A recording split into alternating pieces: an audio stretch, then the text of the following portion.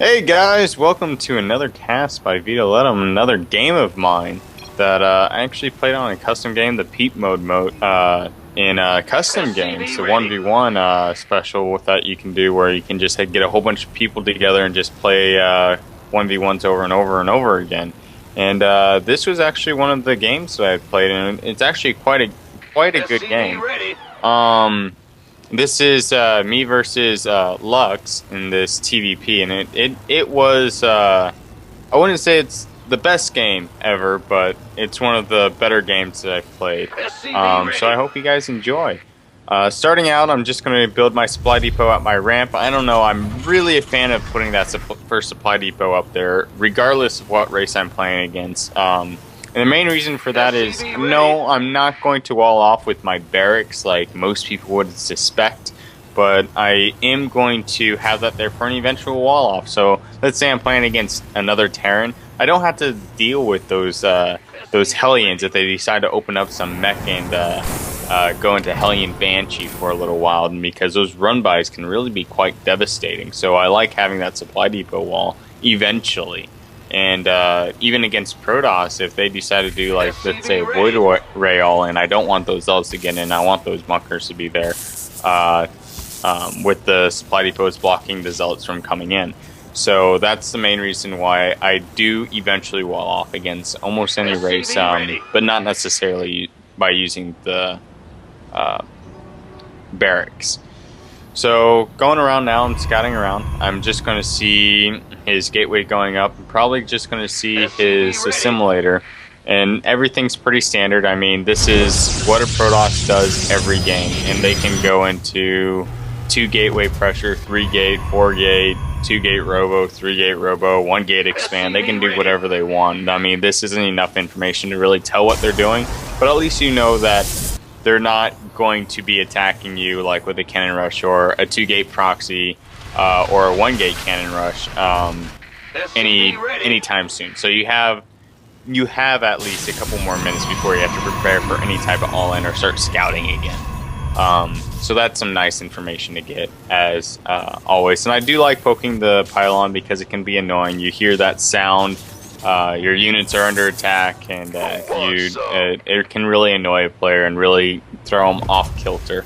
So I'm going to be sending that SUV back. I think I go ahead and send him back to the Zelnaga Tower to take some vision, just to see what's going on around the map, making sure that I don't get pressured early, and if I do, I have a way to defend myself.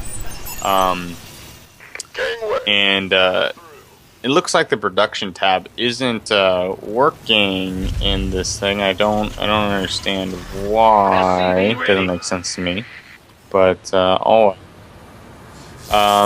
think that's another command center. Yeah, so I go for a 1-Rax gasless command center, gasless expand, which is pretty much the normal in every matchup at the moment. Simply because, I mean, if you do it right, you're going to be able to hold off mostly all ends and almost all of them, and not sustain very much damage, and you have that extra base while your opponent doesn't have that base. Or if they're Zerg, you're on equal bases, and Protoss, sure, they can expand with you, but again, with those mules, you really get a nice head start against your opponent. I am going to be taking that gas because I do want to start working on STEM ASAP. I want to make sure that if he does decide to all-in me because in a reaction to him somehow scouting the fact that I did a gasless expand, I want to be able to protect myself. So I go ahead and throw that final supply depot up there. I'm putting a bunker on the low ground to kind of protect myself from blink stalkers or any type of stalker pressure. The problem with doing a gasless expand on this map is that mobile units such as the stalker, or even when you get blink up, it can really cause quite a lot of havoc early on, simply because I don't have the units to fend off those type of tech units. And of course, stalkers are only a tier 1 unit or a tier 1.5 unit, but they're really effective against Marines, especially early on before they get that combat shield upgrade. So I am going to morph my second command center into a orbital command just so I can get that mule just a tad bit sooner. It's just a preference of mine. Some people like to float it before the orbital command comes out. My reasoning is you get extra energy from morphing it first before lifting it off to the new base. So that's typically why I do that. We do see that he is going to open up with some stalker pressure. He is going to delay my my bunker and actually force me to cancel, and that's a big deal right now because I want to start mining that ASAP. Because if he starts doing some type of pressure build without those bunkers there, I could be in a lot of trouble and lose a lot of mining time from being forced to repair my bunker, as well as I could lose quite a bit of units. So I do force myself to delay my landing time, and I go back home with my OC, my orbital command. And he does have his stalkers there. It looks like he's just kind of baiting his time, trying to see when he can poke me, what he can do. I believe at this time I decided to build a Marauder, which would be the appropriate response because you really need that Marauder to kind of fend off this early pressure. It kind of halts all stalker pressure, especially if you have combat shields, because Marauders are just so effective against that unit. Up until Blink comes out, and then of course Stalkers kind of reign supreme for a little while.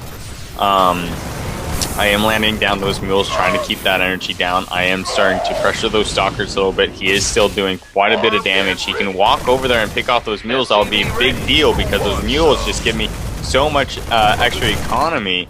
But he does pick one off, but I think I'm going to trap these remaining stalkers and he will not be able to get away, and that's a huge blow to his army.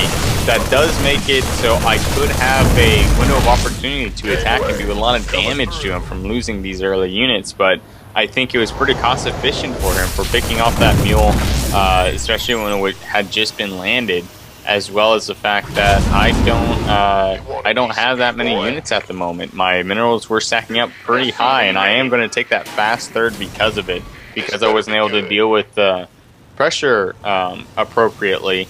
My money did get really high, so that's why I decided to take that expansion. I'm going to be adding another 2 barracks before I put down that factory, I do believe.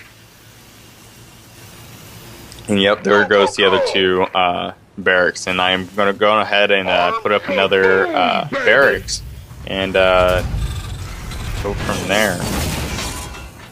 Do see that nothing else is really going on. I haven't really taken control of the Zelnaga Tower. I'm kind of worried as to what's going on. That's another reason, a good reason for having that bunker up, especially the bunker placement as where it is. I'm worried for any like soccer run-bys, because if I put it a little further up where it might be able to support my my other bunker a little bit easier, it's definitely has less of a chance of being able to cover the entire area, especially protecting that new command center that I am building. Constant supply depot still going up, making sure that I don't get supply blocks. You just go through that supply so quickly at this stage of the game. This is kind of entering the mid-game phase where people are on 2 bases up to 3 bases, and they're starting to tech more and build build as many units as possible, which is kind of where I'm at right now because I want to stay alive for taking that early 3rd base. I have taken my 2nd refinery, so that does tell me that I want to start adding on reactors to my barracks, as well as getting a factory pretty soon here. I will be morphing that into another orbital command here. And I think I want to start doing some pressure damage now that my stim packs are done.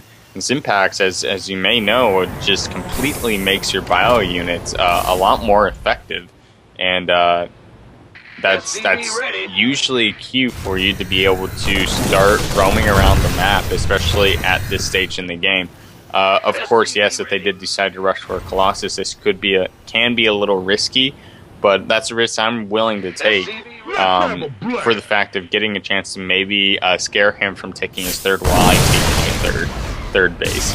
And I do see a whole bunch of zealots right there, and he does have the fast Colossus out, so I am quite worried about that. I'm going to try and take that out. What I want to do is take out this natural base, because that would put me up 2 bases ahead of him, and it will stop his income from quite a bit, so he has to pick and choose what type of tech he wants to do. Try to pick off that Colossus, but it won't happen because those melee units, the zealots, are doing just so well at zoning my units out that I am in quite some trouble at the moment. I do not have the supply to really defend an all-in at this point. Hopefully he doesn't do that, and if he does, this could potentially be game ending.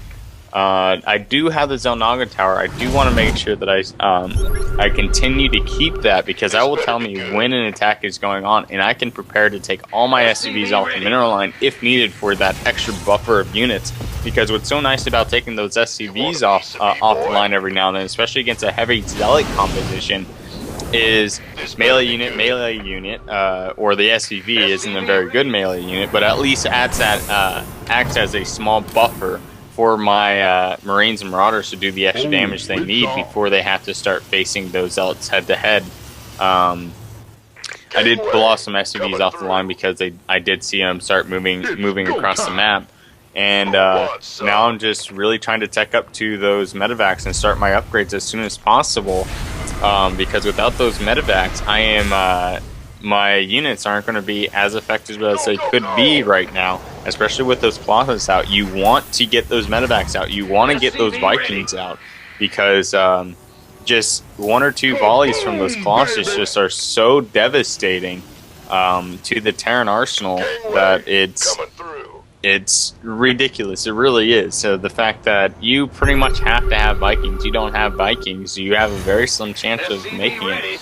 I do scan on his third base and see that he is taking that. I'm actually kind of fortunate that he hadn't built that like immediately after taking that damage, because my third base would have been late. The reason why I didn't take mine, because, well, I was just worried about dying at that time. I didn't feel safe spreading out enough for that third base, because I could just be picked apart at that point.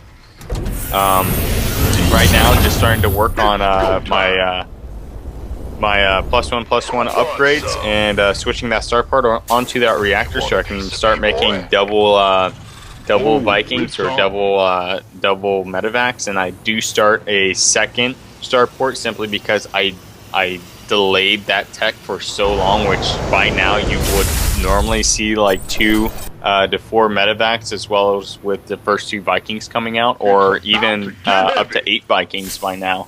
And so, since I'm so behind in that sense, I really want to pump those out as fast as possible. And I am going to be taking a hidden base right now. And I feel this is extremely important to do, especially once it starts to get towards the mid-game. If you can get away with taking a hidden base, do it. And the reason why I say that is because once it gets into the latest stages of the game, and you guys are split map, and he finally discovers your hidden base, well, guess what? He's going to want to take that base eventually, and half of the minerals are mine. So you're going to have an advantage in that sense, where you're going to be mining from the entire map for just a little bit longer than he is. And in those type of cases, every advantage does help. So I'm planning for this game to be a long-term game. So I want to make sure that I can etch out a small advantage. Ready for dust off. I am going to be switching that start port once again on that reactor, just so I can have that quadruple production coming out of there for the Vikings and medevacs. And I'm sorry, everyone. It's kind of difficult to commentate at the moment because I do not have that production tab working appropriately. Hopefully, we can. I just probably will never do another game from peep mode, because that's kind of unfortunate. I do have a whole bunch of barracks going down to make sure that I can continue to spend the minerals and taking that Zelnaga tower, just to kind of see if he's going to be sending a army the long way around to kind of poke at my third. I want to make sure that doesn't happen. This is a very passive game at the moment, and I'm fine with this being a passive game because I knew that I was behind. I know that I'm starting to catch up because my third base was quite a bit sooner than his was, even though he had placed down that Nexus. The fact is that my base was already completed, and that's a huge bonus, and those are the type of things that you want to look for in a game. And if he decides to be passive, you don't need to aggress. He needs to aggress if you have taken that base earlier. He needs to be the one that punishes it. And I do see that he scouts my hidden base, which was unfortunate. But it looks like that he will not be poking at that. He won't be taking it down, so I will be able to have my fourth base up, which I see that he has taken. So that could be a problem that he took his fourth base earlier now. So now has switched back into his favor. I don't really know what his army composition is. I don't see where his army is. And there his army is right now, and I believe that's a whole bunch of Colossus, as well as... I'm not sure if he was had mixed in some High Templar yet or not, but this could be some quite serious stuff. This fight could be extremely big in the outcome of the game. I don't see him engaging quite yet. He's just taking control of the Zonaga. He doesn't want me to see what's going on. I do see that Colossus right there. I really want to try and pick that off, but at the same time, I don't know where the majority of his army is. So I don't want to walk out and just get completely force fielded and trapped and completely have my complete army just die. So I will be taking that fifth base over on the top left for pretty soon here. After that base had gotten scouted, this game is still pretty hasn't really gotten into the aggression stage quite yet.